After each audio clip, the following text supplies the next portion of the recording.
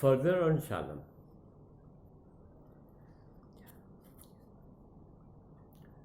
Man is not created to stand still, but to keep on learning, reaching higher, and doing good works by whatever one has learned on regular basis up to the present day in his life. As per these teachings, purification of the soul cannot come by washing with water or worship of fire or by baptism, but by turning our thoughts inwards. It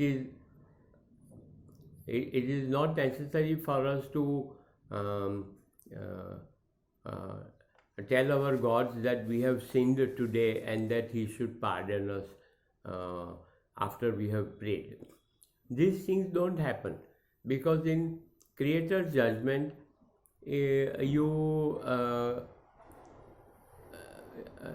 judgment as well as logic, you cannot expect a pardon for something wrong that you have done.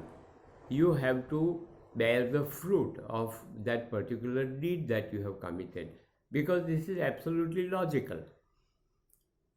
So what oahspe further goes ahead to say is that man should always keep on moving forward. Do not leave anything undone that you could have tried but did not do. So whatever you could have tried, you should always do. If you don't do, then that is an act of omission for which we are all responsible.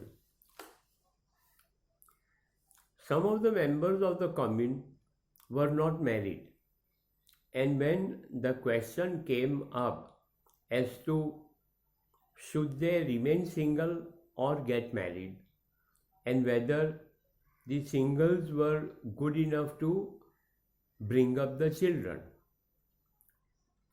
Since the children at Shalom were growing up nicely, it was decided by the wise people of the commune, it was decided that each one of the members of Shalom should find their own answers as to their questions as to whether they should get married or not, or whether they should have their own children or not. When it concerned with building of temples, etc., it was decided to build in such a way temples as well as their schools and classes and homes, to build in such a way that the succeeding generation can keep on adding on to whatever was already constructed, and not to make them permanent lasting for several centuries. There is a inbuilt reason for that, which is slightly on the higher level, which we will get into as we go further ahead. At the temple, people would come and sing praises and thank the Creator, but not to be denounced for their shortcomings or acknowledging their sins or to seek pardon for sins that they had committed.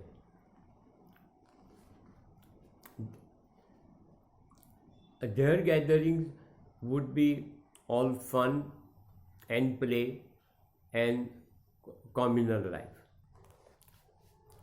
Every year, Tay had brought in 20 to 50 more children into the community, and they became a part of the community.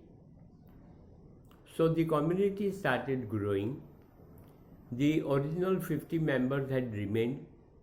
Some more also had come in, and the children were taken care of properly by all the ladies who were members of the commune, as well as a lot of men folk also used to take up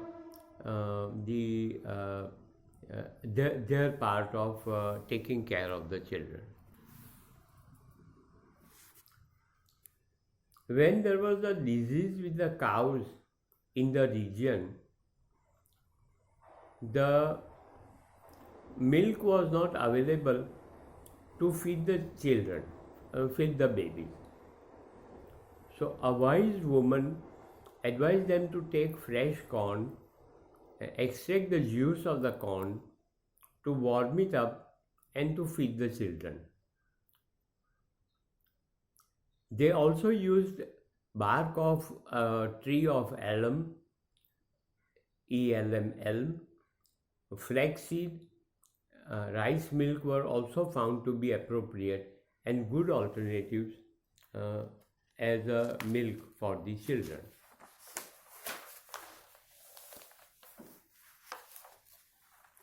Soon the children had grown up to be strong and had the practical knowledge, like of which was not yet seen in other adults all over the world. This has been recorded in OSP, and we can see in our day-to-day lives the way our children are brought up.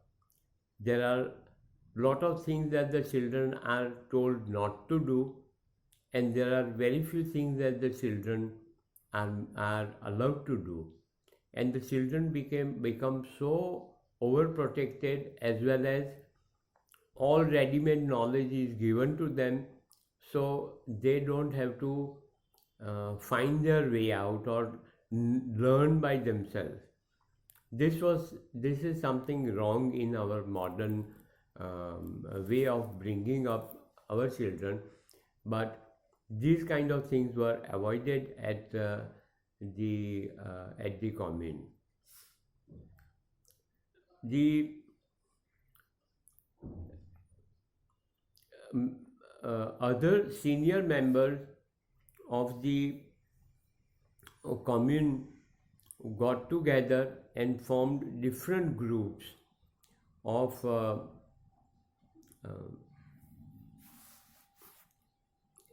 craftsmen, engineers, architects,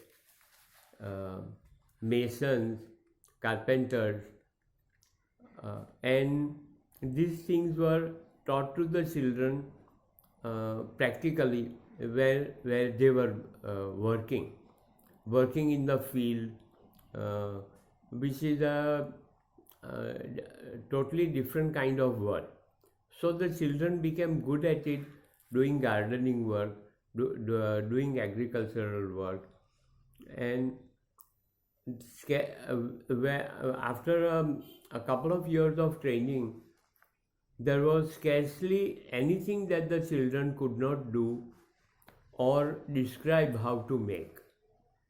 Most of their learning was attained by practical work and personal observation. When some of the children reached 14 years of age, a meeting was held with these 14-year-olds and all the senior 50, upwards of 50 faces who were living over there. A ceremony was held to ordain the 14-year-old as brides and bridegrooms of the Creator, and were given freedom to live their own lives themselves. So this is one of the main teachings of OSP, as well as the book on Jehovah's Kingdom on Earth, that 14 is a date on which the children start thinking for themselves, about themselves. They reach maturity, so they should be free to conduct their own lives as per their own intellectual ability.